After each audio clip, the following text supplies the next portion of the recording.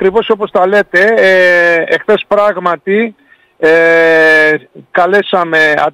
καλέσαμε το νομαρχιακό τμήμα, κάλεσε σε σύσκεψη φορέων και σωματείων. Πράγματι η συμμετοχή ήταν πολύ σημαντική. Έγινε πλούσια συζήτηση και προβληματισμός στη σύσκεψη από τους φορείς και τους παρευρισκόμενους στο εργατικό κέντρο της Χίου.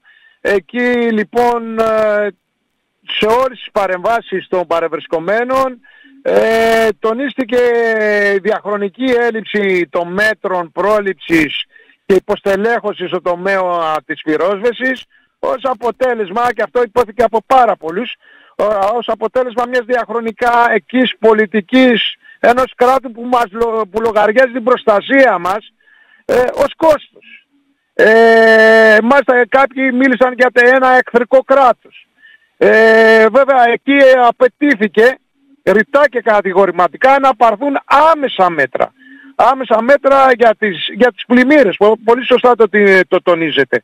Για αυτό που έρχεται. Να γίνει άμεση καταγραφή των ζημιών και αποζημιώσεις στο 100% των πληγέντων.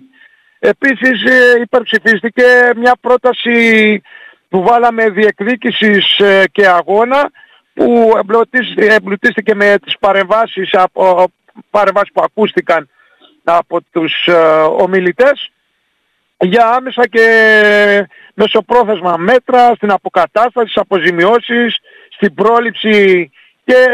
πρόληψη που, προσέξτε εδώ πέρα, εμείς είμαστε στην καρδιά του καλοκαιριού. Ο κίνδυνος είναι ορατός, δηλαδή δεν έχουμε γλιτώσει τον κίνδυνο των πυρκαγιών, άρα άμεσα μέτρα πρόληψης με ζώνες αντιπυρικές κτλ, περιφρούρηση των δασών, έλεγχος επιτέλους του δικτύου του νερού κτλ. Ξέρετε πόσοι κουρνοί δεν λειτουργήσαν. Δηλαδή υπήρχαν πυροσβεστικά που δεν είχαν να εφοδιαστούν με νερό. Πραγματικά, και το λέω μεταφέροντας την οργή που ακούστηκε εκεί, ο χιώτικος λαός να επιχειρεί με τους εθελοντές και με τους πυροσβέστες ηρωικά, με αυτοθυσία, και να μην λειτουργούν οι κρουνοί, ας πούμε. Είχαμε ένα νησί που το μισό περίπου του νησιού δεν είχε ηλεκτρικό ρεύμα και νερό. Σε μια τέτοια κρίσιμη κατάσταση, σε μια τραγική κρίση που βιώσαμε για 3 μέρες συνεχόμενες.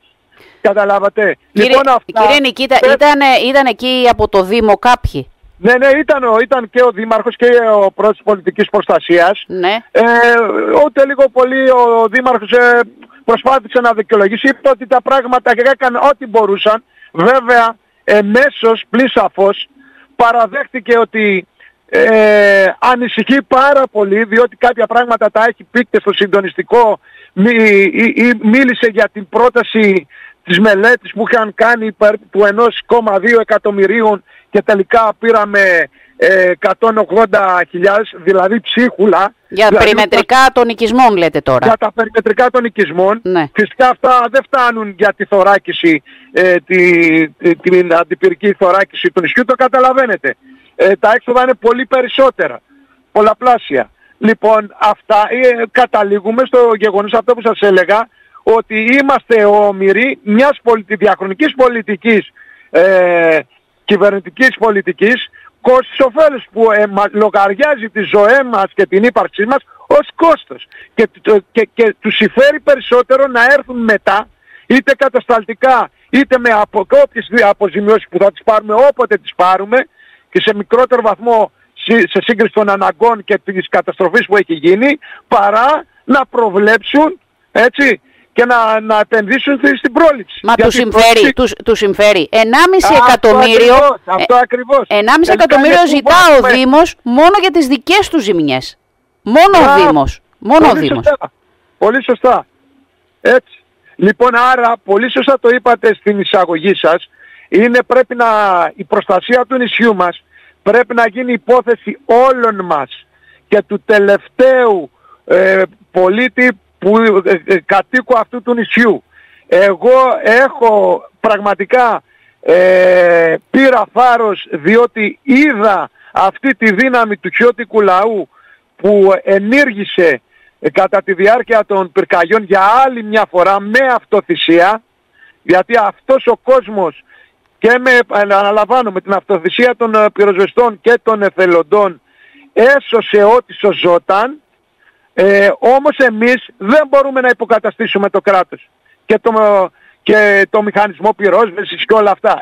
Αυτοί έχουν την ευθύνη. Αυτοί έχουν τα χρήματα, επιτέλους πρέπει να τα επενδύσουν. Είναι κραυγή αγωνίας και διεκδίκησης να τα επενδύσουν για να σωθεί ο τόπος μας. Διότι αυτοί φέρουν ακέραια την ευθύνη. Ναι. Λοιπόν, αυτό έχω να πω. Εμείς προχωράμε σε πρωτοβουλίες ετοιμότητας και συγκρότησης ομάδων πληγέντων σε συντονισμό με φορείς και σωματεία. Κάνουμε κάλεσμα για συγκέντρωση στις 11 Έκτου την Παρασκευή 11 Εβδόμου σε 7 η ώρα στο Βουνάκι, όπου εκεί θα διατρανώσουμε την πεποίθησή μας, τη θέλησή μας για υπεράσπιση του νησιού μας για άλλη μια φορά. Μισό λεπτό, άρα διοργανώνεται μια συγκέντρωση την Παρασκευή 11 Ιουλίου, 7 το απόγευμα. 7 το απόγευμα στην πλατεία Βουνακίου. Ναι, στην κεντρική πλατεία του νησιού.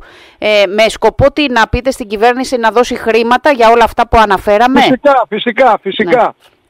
Ναι. Να διεκδικήσουμε όλα αυτά χρήματα και να δείξουμε το τεράστιο πρόβλημα που έχει προκύψει με την έλλειψη προστασίας, την έλλειψη πρόληψης και φυσικά να πάρθουν τα άμεσα μέτρα αποκατάστασης, αποζημιών, να μην αλλάξει χρήση γης, έτσι, να μην γίνει εκμετάλλευση των καμένων, γιατί τα βλέπουμε σε όλη την Ελλάδα τι γίνεται, και εν πάση περιπτώσει να ευαισθητοποιηθεί όλος ο πληθυσμός της Χίου για να υπερασπιστούμε το νησί μας και τη ζωή του τόπου μας. Το έχουμε ξαναπετύχει, ναι. Θα το πετύχουμε και πάλι. Της μόδας είναι να γίνονται βοσκοτόπια αυτή την περίοδο. Βλέπω ΟΠΕΚΕ, μάλιστα. Να σας πω όμως κάτι, με δεδομένη το πώς κινείται ο κρατικός μηχανισμός, όσον αφορά τουλάχιστον τον τομέα της πρόληψης, θα σας πούν ότι χρειάζονται μελέτες, ότι χρειάζονται κονδύλια, εξέβρεση προγραμμάτων, ένα σωρό πράγματα που σημαίνει ότι το φετινό καλοκαίρι σίγουρα δεν το προλαβαίνουμε. Ισχύει. Κοιτάξτε να δείτε. Γι' αυτό ακριβώς συμφωνώ σε αυτά που λέτε και αυτά είναι και κάποια επιχειρήματα που λένε και οι ίδιοι. Αυτό αναδεικνύει το δίκαιο των ετοιμάτων μας και των επιχειρημάτων μας.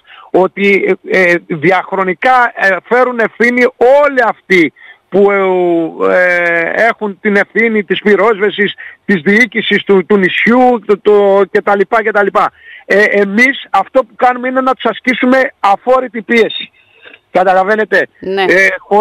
Ό,τι έχουμε πετύχει μέχρι τώρα, και θα σας παραπέμψω σε ό,τι και κάναμε στον αγώνα με το προσφυγικό, με το Θόλος, με τα αντιμόνια, όλα αυτά, ό,τι πετύχαμε ήταν σε ένα ενωτικό αγώνα συσπήρωσης μαζικό με όλο το πληθυσμό του νησιού μας για να διεκδικήσουμε τα αυτονόητά μας. Λοιπόν, αυτό θα κάνουμε και πάλι, ξέρουμε τι έχουμε απέναντί μας, αλλά δεν μπορούμε να περιμένουμε. Η κατάσταση δεν μπορεί να περιμένει το επόμενο καλοκαίρι, ούτε καν το χειμώνα. Μάλιστα.